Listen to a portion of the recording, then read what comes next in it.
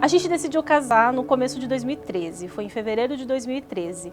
A gente já namorava há um bom tempo e o próximo passo era esse. Só que a gente tinha aquela impressão de que casamento era a cerimônia em si.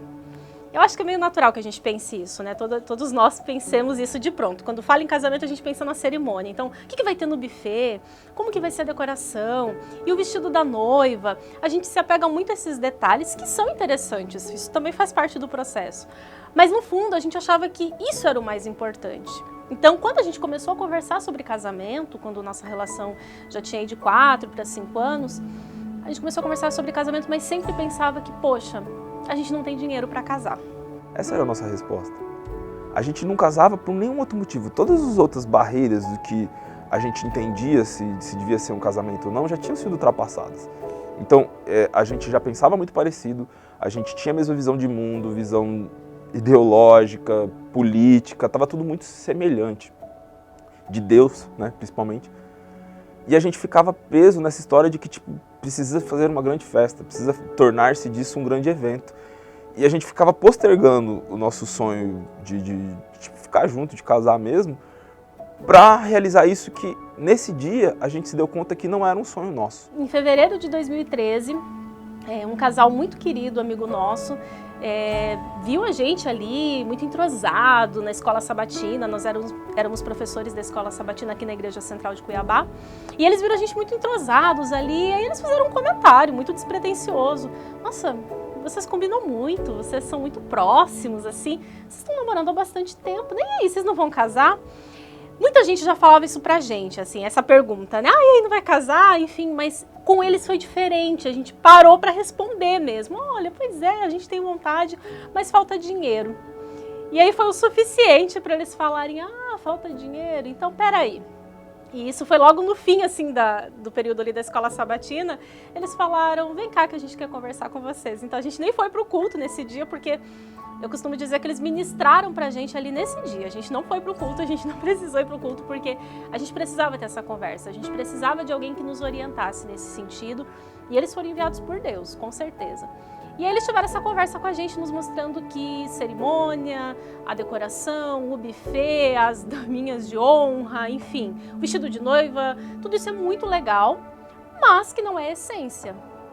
O que importa é a bênção de Deus. Foi muito impactante, ao ponto de que, assim, depois que eles terminaram de conversar com a gente olhou um para o outro e falou, então, o que a gente faz agora? Eu lembro que eu até que fiz essa pergunta para o Gustavo, porque assim, eles falaram pra gente por quase uma hora e meia, e foram embora, oraram com a gente tudo e foram embora.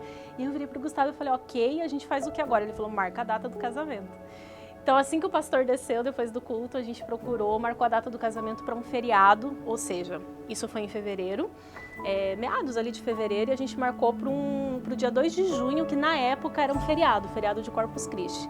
E então a gente decidiu que não ia ter decoração, não ia ter buffet, e de fato não teve buffet, o nosso jantar foi por adesão, então a gente comunicou aos nossos convidados, no momento de fazer o convite, que eles, se quisessem, né, participar do jantar ali com a gente, que eles se preparassem, porque na realidade eles teriam que pagar. E todo mundo entendeu isso super bem. Mas era isso, assim, ia ser a cerimônia na igreja, com a igreja sem decoração, e depois a gente iria para esse lugar para receber os nossos convidados, cada um pagando o seu. A Paulinha, que era uma das nossas líderes na época, ela era do PG, que formou o nosso PG também, e que estava sempre esse suporte, quase que essa monitoria. Ela tinha uma frase que era quase que um mantra, assim, no nosso pequeno grupo, que era pregue, pregue, pregue, e se precisar, fale. Então, a filosofia dela, e a filosofia que ela também passava pra gente, era justamente que, cristianismo, pregação, amor ao próximo, fala muito mais sobre ação do que falas.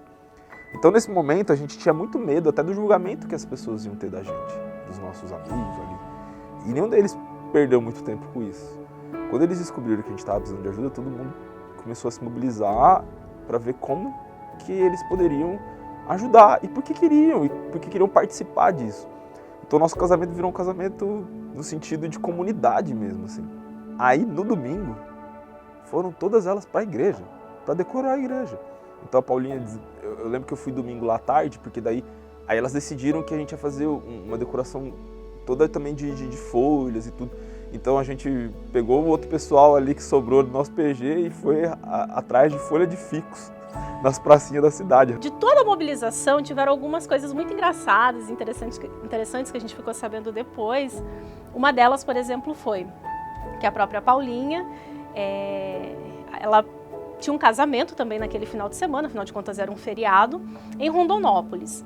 E ao fim desse casamento em Rondonópolis, ela saiu pegando tudo que ela pôde nesse casamento, de flores, arranjos, tudo que ela podia trazer, o que na verdade a gente sabe que é jogado no lixo depois. Então tudo que ela pôde trazer, ela encheu o carro dela, ela brincou com a gente que ela quase que veio com as pernas cruzadas em cima do banco de tanta coisa que tinha assim nos pés dela, atrás.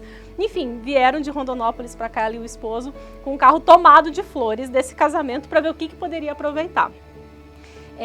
Uma outra situação muito interessante foi que um dia antes do nosso casamento, nós casamos em um domingo, 2 de junho, e no sábado as meninas do pequeno grupo, enfim, elas estavam aflitas pela gente, assim, elas estavam preocupadas, algumas meninas, poxa, mas será que não é possível fazer alguma coisa?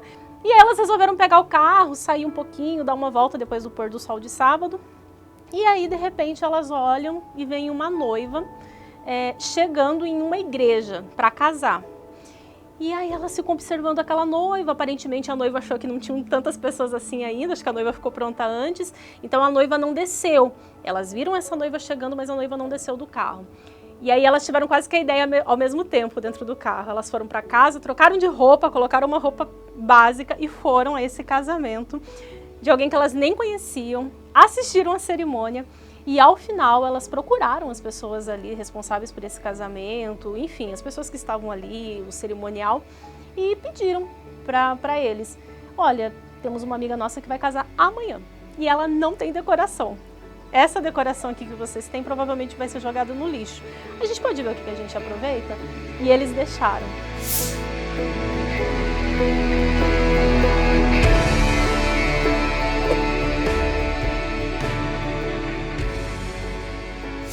Todo mundo lá com pistola de cola quente, fazendo as coisas acontecer, a gente assim, meu Deus.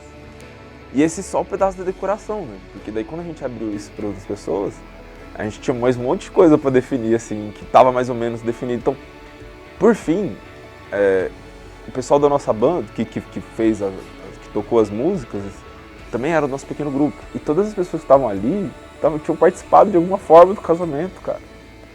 Porque todo mundo que estava ali tinha um pouco de história também, do que tinha sido feito, tinha passado por isso, tinha corrido atrás. E aí eu sabia dessa mobilização, então eu sabia que a igreja estaria decorada de alguma forma, mas quando eu entrei na igreja, de verdade, eu pensei, o primeiro pensamento que passou pela minha cabeça foi, não, eu tô na igreja errada. Não, essa decoração não é pro meu casamento, deve ter acontecido alguma coisa antes aqui na igreja e o pessoal tá aproveitando aí essa decoração. Foi exatamente, assim, foi uma emoção tão grande, toda a situação. Imagina, você está entrando em uma igreja onde a decoração foi surpresa, e não só foi surpresa, como ela foi preparada por pessoas tão próximas, tão queridas, pela sua igreja, pelo seu pequeno grupo, pessoas que estavam ali participando da cerimônia como convidadas, mas que se envolveram antes.